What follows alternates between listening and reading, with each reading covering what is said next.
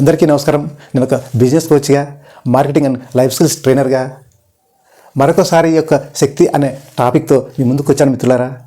ఎందుకంటే సమాజంలో చాలామంది ఏదో పని చేస్తూ, ఏదో జాబ్ చేస్తూ, ఏదో బిజినెస్ చేస్తూ స్టార్ట్ చేస్తారు, ముమ్మర ప్రయత్నాలు చేస్తారు, రకరకాల ప్రయత్నాలు అన్నీ చేస్తూ పోతున్న క్రమంలో నెగిటివ్స్ అనేది వస్తూ ఉంటాయి, రకరకాల డీవియేషన్స్ అనేది చేస్తూ ఉంటారు, రకరకాల రాళ్ళు విసరడం అనేది చూస్తుంటాము, రకరకాల ఎన్నో అవహేళనలు కావచ్చు. ఈ టైంలో వీళ్ళ ప్రస్థానం ఒక 50%, 60%, 70% వచ్చిన తర్వాత ఆ వాటికి తట్టుకోలేక మళ్ళీ వెనుదిరిగే ప్రయత్నం చేస్తుంటారు. సో వాళ్ళు విజయ తీరాలకు వెళ్ళాలంటే మళ్ళీ ఒకసారి వాళ్ళ యొక్క శక్తిని కూడగట్టుకొని ముందుకు వెళ్తే విజయ తీరాలకు వెళ్ళడానికి అవకాశం ఉంటుంది. సో అదేవిధంగా కృతజ్ఞతతో ఉండాలి. కృతజ్ఞతతో అంటే మనకు దేవుడు చాలా ఇచ్చాడు, పేరెంట్స్ చాలా ఇచ్చారు, సొసైటీ చాలా ఇచ్చింది. ఆ వాటిని మర్చిపోయి నాకు అది లేదు కదా, నాకు ఇది లేదు కదా, నాకు వాళ్ళలాగా లేదు కదా, నాకు వీళ్ళలాగా లేదు కదా అని తక్కువ అంచనా వేసుకుంటూ, కంపేర్ చేసుకుంటూ రకరకాలుగా కృంగిపోతుంటారు. సో మనకు శక్తి ఉంది, యుక్తి ఉంది, సమాజం ఉంది, దేవుడిచ్చిన ప్రకారంగా అన్ని తెలివితేటలు ఉన్నాయి, అమ్మానాన్నలు అన్నీ నేర్పారు, గురువులు అన్నీ నేర్పారు. ఆ వాటి మీద కృతజ్ఞతగా ఉండాలి. మనకున్న వస్తువుల మీద కావచ్చు, మనకు ఉన్న మనుషుల మీద కావచ్చు, మనకు ఉన్న సమాజం మీద కావచ్చు, ప్రతి వాటి మీద ఉన్న వాటి మీద కృతజ్ఞత ఉంటే, కృతజ్ఞతతో భావంతో పని చేసుకుంటూ ముందుకెళ్తే దేవుడు మనము ప్రే చేసిన ప్రకారంగా మళ్ళీ అనుకున్నవి వస్తూ ఉంటాయి. సో ముందుగా కృతజ్ఞతతో ఉండి ప్రయత్నం చేస్తున్న వాళ్ళకు విజయ తీరాలకు వెళ్ళడానికి అవకాశం ఉంటుంది. అదేవిధంగా నాణ్యత చాలా ప్రాముఖ్యం. మనం ఏం పని చేసినా కానీ నాణ్యత అనేది చాలా ఇంపార్టెంట్. క్వాలిటీ లేకుండా ఎంతో చేసుకుంటూ వెళ్తాం, ఆ పనికి సార్థకత లేకుండా ఉంటుంది. సో చేసిన పనిని నాణ్యతగా చేసుకుంటూ పోతే మనకు ప్రోడక్ట్ అయినా నాణ్యతగా ఉండాలి, మనకు సర్వీస్ అయినా నాణ్యతగా ఉండాలి, మనం ఇచ్చే మాటలైనా నాణ్యతగా ఉండాలి. ఏదో రకంగా మాట్లాడినాం కదా, ఏదో రకంగా సర్వీస్ ఇచ్చినాం కదా, ఏదో రకంగా ప్రోడక్ట్ అమ్మినాం అనే కాకుండా దానిలో నాణ్యత చూపిస్తే కస్టమర్ చాలా హ్యాపీగా ఫీల్ అవుతాడు. అప్పుడు ఏ ఆర్గనైజేషన్కైనా కానీ, ఏ వ్యవస్థకైనా కానీ, ఏ అసోసియేషన్కైనా కానీ చాలా బ్రహ్మాండంగా సర్వీస్ ఇచ్చుకుంటూ బ్రహ్మాండంగా ముందుకెళ్ళడానికి అవకాశం ఉంటుంది. ఏ వ్యక్తికైనా వాళ్ళు విజయ తీరాలకు వెళ్ళడానికి అవకాశం ఉంటుంది. సో నాణ్యత విషయంలో రాజీ లేకుండా చేస్తేనే సమాజం హత్తుకుంటుంది, విజయ తీరాలకి వెళ్ళడానికి అవకాశం ఉంటుంది. అదేవిధంగా ప్రార్థన యొక్క శక్తి చాలా శక్తివంతమైనది.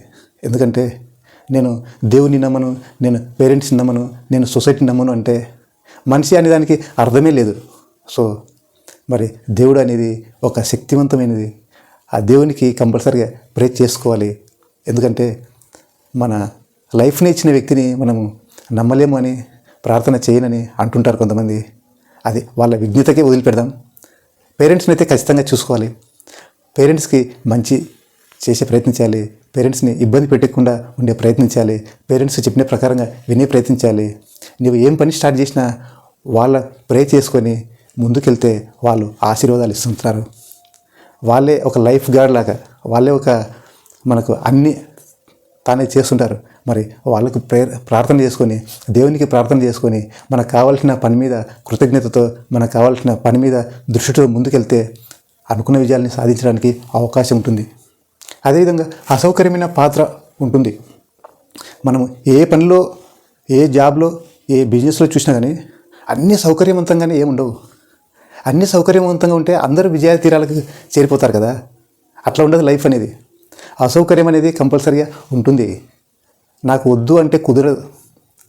సో ఈ భూమి మీదకి వచ్చినామనంటే కంపల్సరీగా అన్ని మిక్సింగ్లతో ఉంటుంది. సౌకర్యం ఉంటుంది, అసౌకర్యం ఉంటుంది, చాలా ఇబ్బందికరమైన పరిస్థితులు ఉంటాయి, అసలు తట్టుకోలేని పరిస్థితులు కూడా ఉంటాయి. సో ఆ వాటిలో నీవు ఏ విధంగా తెలివి పెంచుకున్నావు, ఏ విధంగా నాలెడ్జ్ పెంచుకున్నావు, ఏ విధంగా ఎక్స్పీరియన్స్ పెంచుకున్నావు, ఏ విధంగా ఎదుటి వ్యక్తులతో నేర్చుకున్నావు, ఏ విధంగా అమ్మ నాన్నలతో నేర్చుకున్నావు, ఏ విధంగా గురువులతో నేర్చుకున్నావు, ఏ విధంగా ఈ సొసైటీలో నేర్చుకున్నావు, ఈ అన్నింటి ద్వారా ఈ అసౌకర్యమైన పాత్రని ఏ విధంగా నువ్వు నిర్వహించి సౌకర్యవంతమైన లైఫ్కి ముందు అడుగులు వేసుకుంటావు అనేసి అది నీ చేతుల్లో ఉంటుంది. సో సమాజం నేర్పేదానికి అంత సిద్ధంగా ఉంది.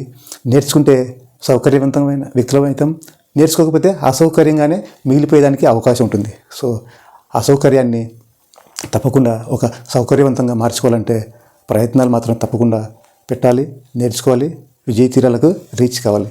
సో అదేవిధంగా విశ్వాసం యొక్క పాత్ర చాలా పెద్దది.